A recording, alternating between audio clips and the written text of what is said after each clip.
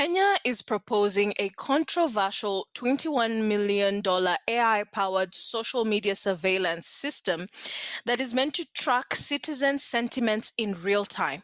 It is igniting a fierce debate over state control, privacy, and free speech in East Africa's largest tech hub. The venture capital landscape is also bracing for impact as Kenya advances a new law that would impose a 15% tax on foreign venture capital exits, a policy move that could significantly rewrite the rules of startup investments in the region. And over in South Africa, the government has officially pushed its long-awaited national AI policy back to 2027, giving officials time to regroup after last month's embarrassing scandal involving AI-generated fake citations and hallucinations. These and more stories on tech and innovation in Africa. Hello, everyone, and welcome to Tech Tides Africa podcast. My name is Karen Miner. Really glad to have you, and with me is Kelvin Gobo. Hello. How are you doing? I'm doing great. We just dropped our Startup Graveyard report for Q1, so I'm excited to see people read that and see what's happening in what has been happening in startups. And obviously, we've also given some guidelines on what to expect in Q2. So really awesome that that's done. Yeah, it's really good to have that out of the way. Was a lot of work to compile the data, but I think people find it very fascinating what's in the report. There are a lot of good insights in the report, so yeah, happy to have that out. And yeah, I look forward to Q2 and beyond. Yes, I definitely think that it's a report that every founder should read, every tech professional should read, everyone in the venture capital world and finance world should read. It has some very great insights, and it was definitely a pleasure to create that. Thank you, Kelvin, for leading us through that. And we look forward to creating Q2. Let's move on to our stories. We are starting with Kenya and taxation, which has become the norm. The Kenya Finance Bill 2026 proposes a 15% capital gains tax on offshore sales of companies whose value derives from Kenyan assets or operations. KRA, which is the Kenya Revenue Authority, would be for the first time empowered to tax non-resident investors exiting through foreign holding structures, which used to be sidestepped before. And I'm not sure how that affects startup owners or founders who are hoping to get investments from outside of the country. I don't know. What do you think? I think that Kenya loves taxes.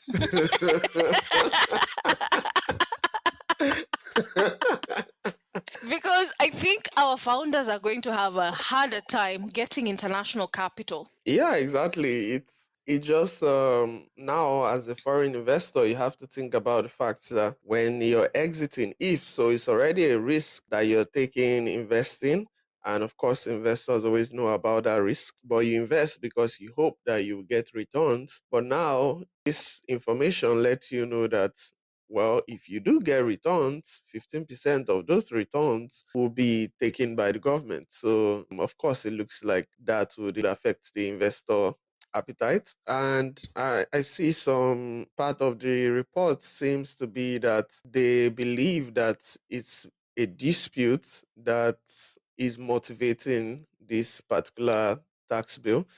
So there was a company previously, Tulu Oil, that exited, and it seems, I don't know if you're informed about that situation, but it seems there was some disputes there that led to a 21 billion KES dispute, a tax dispute. And now it seems the Kenyan government doesn't want to have like these gray areas anymore. So slap on a 15% exit tax on foreign companies, and I guess that solves the problem. But then again, I believe just one of the things that you would see when you read the report is startup capital is on the rise in Egypt, and part of that has to do with some of the favorable policies that the government is putting out that would encourage investment. On the other hand, in Kenya, it looks like the government is creating policies that would restrict investment. So I don't know. I don't know. On this particular case, I just feel that the startup space in Kenya is already overtaxed. I think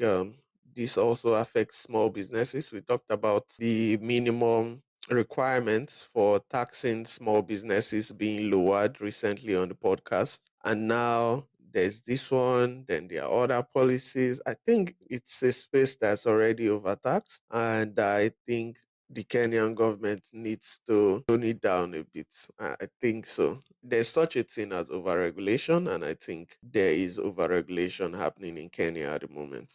Yeah. First, I have to appreciate the fact that we are in a very tight spot as a country because we have some serious debt that was collected over the years that wasn't even used in the country. Like, this is what corruption does to a country. People pocketed debt that they took in the name of the country that we are now paying for. And I appreciate the fact that the government is trying to look for every possible way to collect income so that this debt is covered. I, however, do not think that this is the direction to take because they are choking out the economy. They are putting very clear shackles on entrepreneurship, which is the backbone of this country. Small businesses and founders are working towards creating income for so many homes, which is how you revitalize an economy. And now what is happening is they're completely choking it out.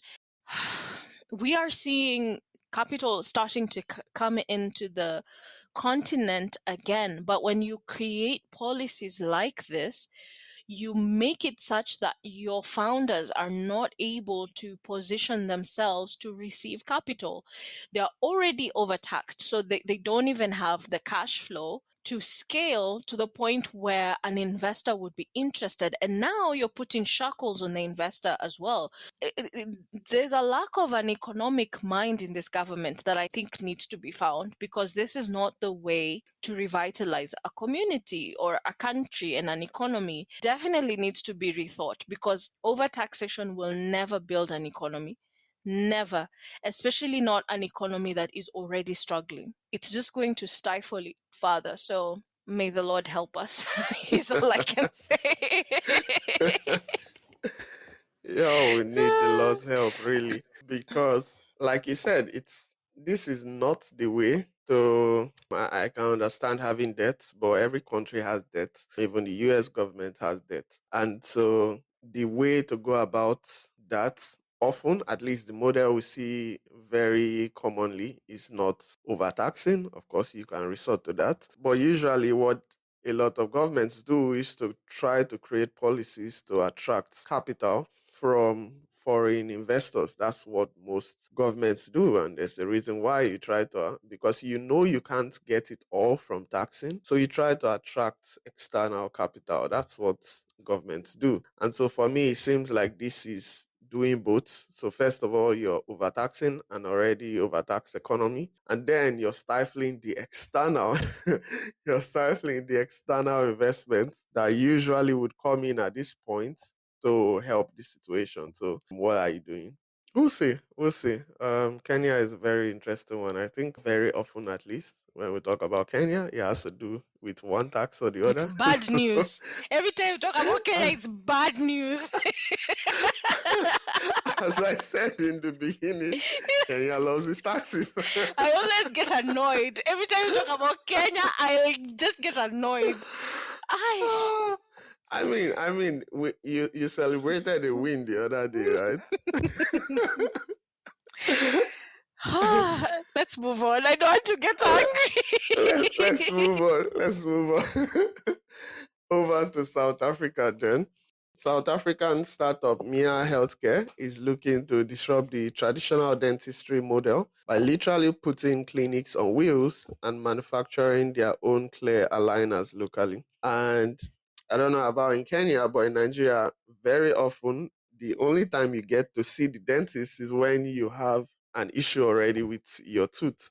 You don't see them before in Nigeria. So it's quite interesting that Mia Healthcare is adopting mobile workstations for dentistry. I think is a very interesting idea. But then it brings in the logistics factor, and you have to now think about moving from point A to point B. But thankfully, they have just secured 920,000 US dollars in funding, allow them to expand their geographic footprint across South Africa. It'll boost their manufacturing capacity, and they can continue to grow their network of partner dentists. So I think they are doing something quite cool in South Africa. What do you think? Yeah, it's very interesting because when it comes to healthcare, I think dental is the most deprioritized healthcare space that for most Africans, and it's Yeah, no similar one to cares Kenya. about it. Nobody cares about it until your tooth is black and you are just in pain. Exactly. You That's when have you're to like, be oh forced God, I to need to do it. go. Yeah. Yeah, you're just in pain and the tooth has to come out. It's not even being refilled, it just has to come out because the decay is insane. For most of us, we can actually say in your childhood, you never saw a dentist. For me, at least, never saw a dentist, my siblings as well. And going to the dentist is usually for the preferred few, people who have the income to think about, oh, I need braces or I need this. Most of the time, when you're going to the dentist, it's because you do not have a choice. And I think a lot of it is because we have so many other problems to think about, number one. And number two, it's quite expensive. And so these guys are making it, number one, accessible because they have the mobile clinics. So it's quite accessible. And also, they're trying to make sure that it is accessible to the common man, which is a problem for most of us, the cost of it. So I think they've looked for a real problem that most people are not looking at, and they have developed a solution that is geared towards the population, which is what we constantly talk about when it comes to innovating. I think for most of us, we think that for you to innovate, you need this great idea that nobody has never thought of. But most of the time, it's a simple solution to a chronic problem. The more we are being exposed to certain kinds of foods and a lot of sugar, the more we're having dentistry problems quite early on. But then again, so many of us are not able to afford it, and most of the dental practices are in big towns. You're not going to find a good dental practitioner in a rural space. So I think this is a very brilliant solution to a problem that most people overlook, and I wish them the best. I think the fact that they've raised $920,000 is proof that they're solving a real problem. And I look forward to more simple but timely innovations. Yeah. Some will say they raised under $1 million funding. Um, Oh my God, Kelvin. I've seen what you've done there. We discussed this in our previous podcast. So if you didn't hear let's it, leave it at that. go and look for it. Just under a million.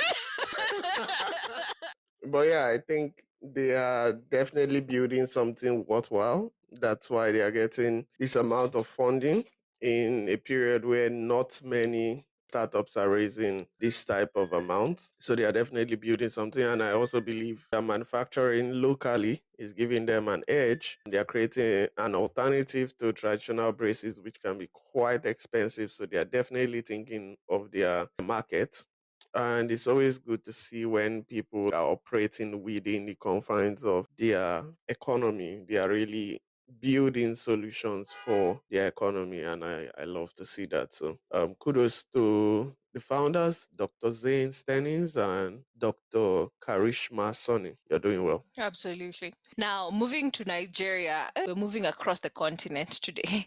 Airtel and Globacom, they have finally resumed airtime lending after a 6-week freeze that was triggered by FCCPC regulations, which classified telecom Airtel credit as digital lending. A federal high court has issued an interim order that has blocked that enforcement. So now Airtel and Globacom have relisted their services. So things like Borrow Me Credit have restored access again to billions of nairas in annual microcredit. So the FCCPC says it will challenge the ruling, but the NCC maintains that airtime credit is a telecom service and not a loan. So we have two different authorities fighting over what airtime credit is. Is it a loan Or is it a telecom service? Who knows?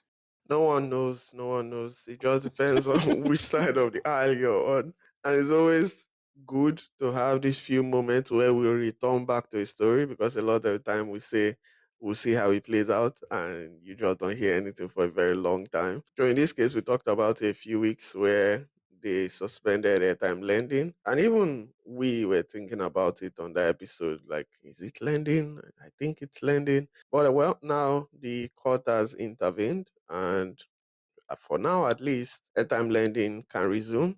And it's good it can resume, because from the estimates, that market is about 400 billion naira annually. So that's a very, very lucrative area for these telecom companies. But it shows that it's also very important to a lot of Nigerians. It's clearly showing that Nigerians use the service. So it's good to come back to this story. And I guess since now the court is involved, there will probably be an update down the line.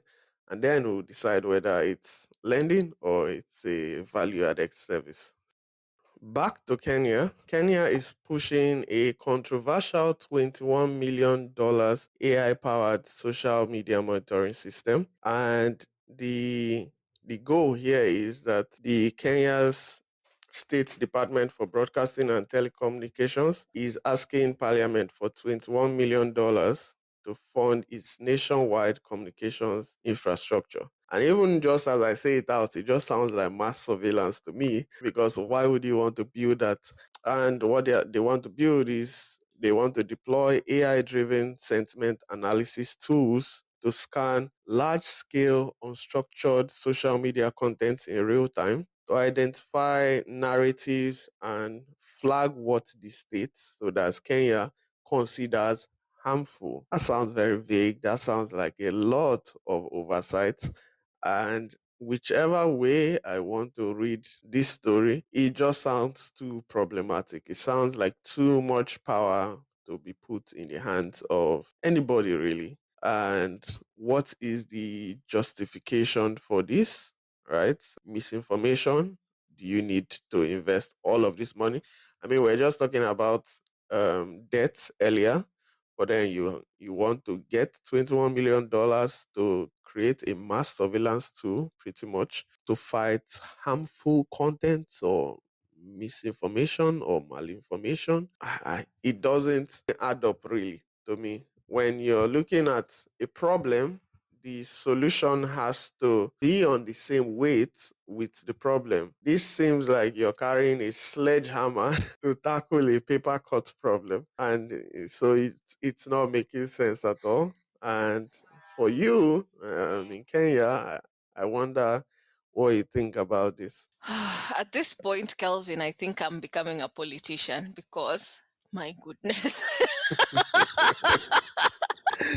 The Now, Kenyan government is always stressing you. first of all, we have a very confused government, and I'm not going to go into that because we are not a political podcast.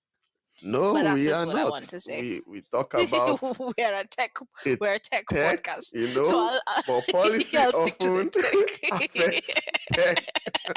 So yes, for clarification, not politics at we're all. we're not a political podcast, so I'll stick to the tech. Now, this doesn't surprise me, given what happened in 2024 and the Gen Z movement and protest that happened, because the young people used social media as a tool for protests. And we saw what happened on X. I do believe, in my opinion, that this is surveillance 100%. When we grow up, we grew up hearing things like propaganda and how the government uses propaganda to confuse people. And we've seen that being used in every African country. And we've seen government using its power the wrong way. For example, last year we kept talking about how social media would be shut down during elections. We saw that happen in Tanzania. We saw that happen in Kenya. I don't know where else that happened. Did it happen in Nigeria? I'm not sure.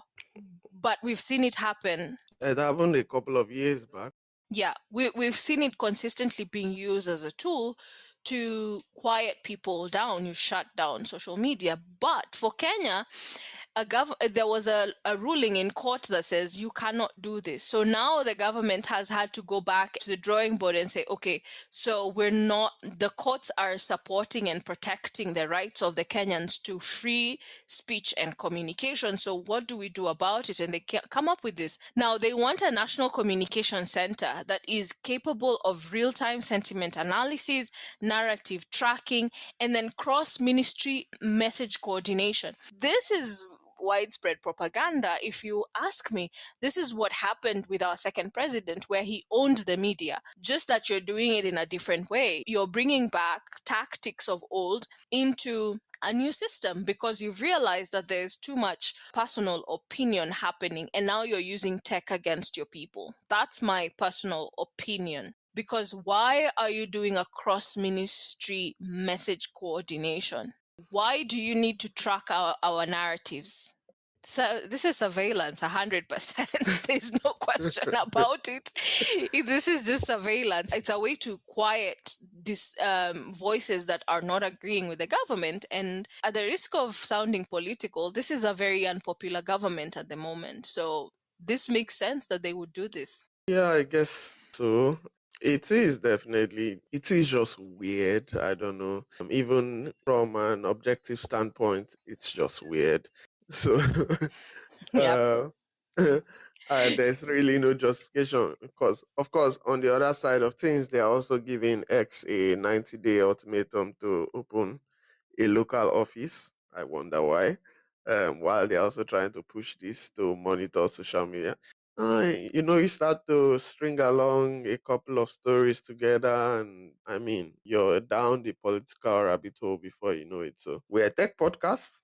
We won't go there. Yes. Um, Yes. And so, let's and move in on. the spirit of being a TED podcast, I would ask, like, what are some of the opportunities that would open up as a result of these things from a founder's point of view and from an innovative point of view? Perhaps digital rights infrastructure, privacy tools, encrypted communication platforms are these things that probably will need to be developed if this law comes into place. So from a founder's and a tech professional point of view, what are some of the gaps that you can take advantage of when such regulations come into place? Perhaps encrypted communication platforms would become more popular as a way of making sure that people are not being surveilled. Just a thought that to throw out there. All right. Still on tech, since we have identified that we are a tech podcast, in fact. South Africa's AI policy has been pushed to 2027 after the embarrassing scandal of hallucinations. They have had to delay it because the original draft was withdrawn. It contained at least 6 fabricated academic citations from among 67 references that were AI generated hallucinations. And we've talked about how much AI hallucinates. From my point of view, especially ChatGPT seems to hallucinate a lot, and it's very confident when it's giving you this communication. Now, the funny thing is, it's an AI policy that's meant to govern AI, and it has been undone by AI. Very interesting. And again, this is another story that we said we would look out to see what happens, and we've been able to see it come back. So I think today is a good episode where we are keeping our promises and talking about something we've talked about before. Yeah, exactly what I was going to say. We don't always get to come back to these stories who we say, yeah, we'll see how this plays out. So this is another story, and it just sounds like something that comes out from a comedy show. Even the first time I heard I it, think I'm I like, think what is African going on here? governments are just comedy. But please continue.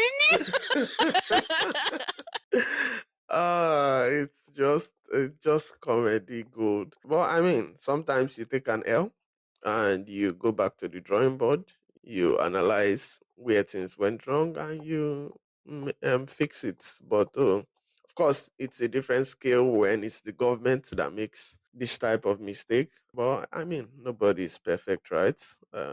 Hopefully, they had good intentions, right? So yeah, they will be back next year, and hopefully, they don't use AI to create AI regulation for AI. AI regulating that itself, my God. that that will always be too funny. Just imagine the AI thinking about what would be favorable to it and inserting those into the bill. It's just too funny. uh, Yeah, they have appointed a 7-member expert panel to reconstruct the draft, and then cabinet will review it in November. So I think that's why it's been pushed.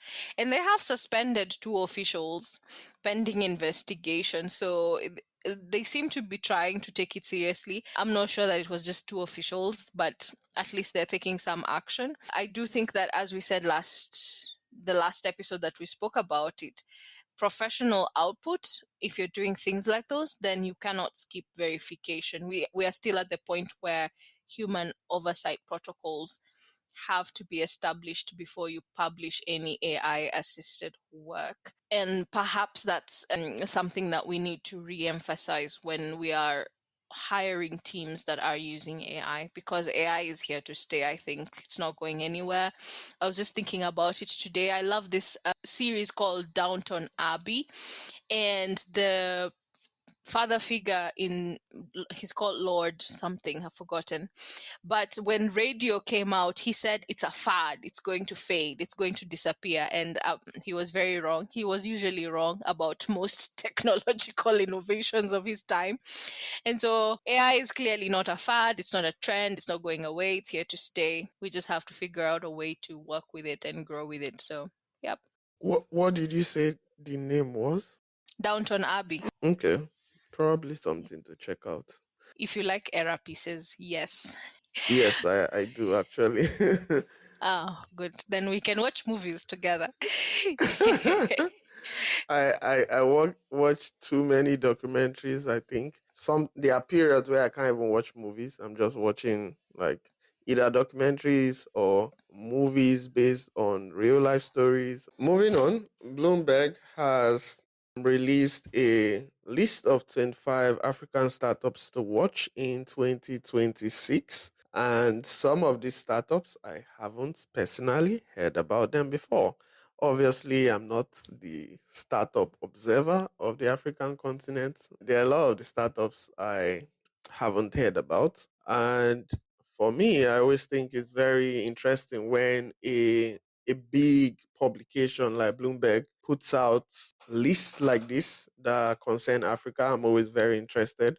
I always go to check out who is on the list. And I mean, there's a very wide variation of startups on the list, from fintech, obviously, has to be there, but there's health tech, there's logistics, there's climate technology, there's artificial intelligence.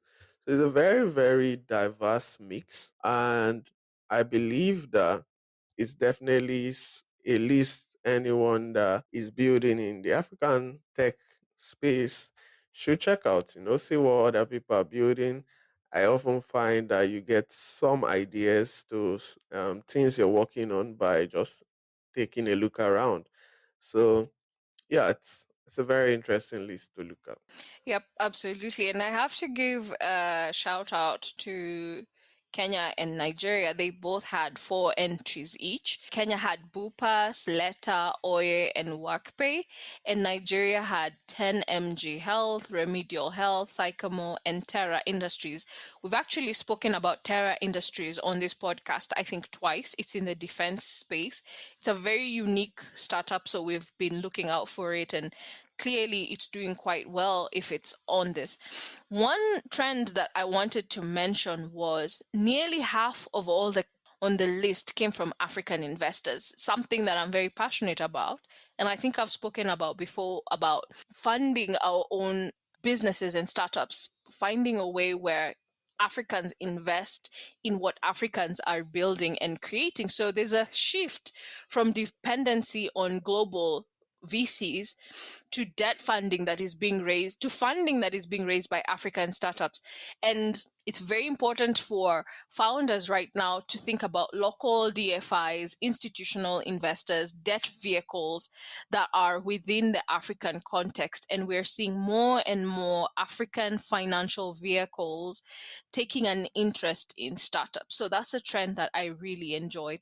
And obviously also the trend that where we're seeing a wider array of industries coming in, and it's not just fintech as it has been for a long time, and maybe health tech. We're seeing different sectors coming into play, and that's a very exciting trend. Yes, it is, especially that with local investors, because I believe that will be the way to sustain businesses for the long term, because local investors actually care about what you're building because they want to really see whether it can scale. So there's a bit more scrutiny, you would say, involved in making those deals. But I believe when those deals are made, they are not made based on hype, right? They are made based on what you can see, what you can, to the best of your ability, predict. So it's good to see the rise in local capital. I believe it's very important. Let's look inwards to build and eventually scale to the external world. So, yeah, definitely cool. Yes, and with regulations like 15% tax on exits, we may not have a choice. Kenya to the rescue again. Oh, yeah. So, with such regulations, we will just have to raise the funds internally. What choice do we have? All right. Rounding up our podcast today, Google and Kenya's Ministry of Tourism have launched an AI first travel strategy. They have this partnership is aimed to double international arrivals. The collaboration will build a tourism pulse data hub on Google Cloud, deploy a Gemini powered AI trip planner generating bespoke itineraries, use Google Ads and analytics for precision marketing in priority markets, and train young Kenyan curators through the Google digital skilling programs specifically to create experiences on Google Arts and Culture. Last week, we talked about Kenya Airways adding AI onto its strategies. And we talked about seeing AI being used within the hospitality travel space. And I feel like tourism comes into that sector as well. They interlock a lot. Travel, hospitality, tourism, it's within the same space. And we're seeing that being executed in a very innovative and interesting way. If you were to ask me, I think this is a very cool move. At least some good news from the Kenyan front today, and that makes me happy. Yeah, I think Kenya was having a rough time on this podcast. But I was about to move. I was about to change my citizenship today. but it's good to have some positive, especially I keep on looking out for the way people are using AI, and especially the way people are integrating AI into products, into experiences, into businesses. So you get an understanding of use cases, you get an understanding of how to build with AI, right? How to build AI experiences. And one of the things I believe down the line, especially for Africa, maybe it doesn't catch on, but I would like to see voice first AI experiences, because I think we are a society that does a lot of oral communication. Hmm. So I think voice first AI experiences would be really cool. It's just very hard to define what that looks like at the moment. But going back to this partnership, I believe is a cool one. Tourism is one of the attractions with Kenya. It's something that brings a lot of revenue. It's an industry that generates a lot of revenue in Kenya. It's definitely a good spot to, be integrating some AI experiences. I wonder if I would trust AI to plan a trip to Kenya. I don't think so. I would like to talk to a human at the moment, but maybe that's just me, maybe that's just me. Oh my God, you might find yourself in a shed in the middle of nowhere. Maybe it's because in recent times Google Maps has redirected me to dead ends. So maybe I'm a bit salty at the moment. But yeah, it's a very interesting partnership, and yeah, maybe I would take a look at it and see if it can plan my trip to Kenya, because I hope I can come to Kenya at some point. Maybe not this year. Yeah, you're very welcome. I think the proof will be in the pudding. The execution will be everything. So let's see how it is executed. I'm definitely going to go and try it out. I think it's good to try it out and see from a Kenyan perspective what kind of itineraries does it build and does it make sense. And on that note, we are at the end of the podcast. So thank you for listening, and we'll see you on the next one.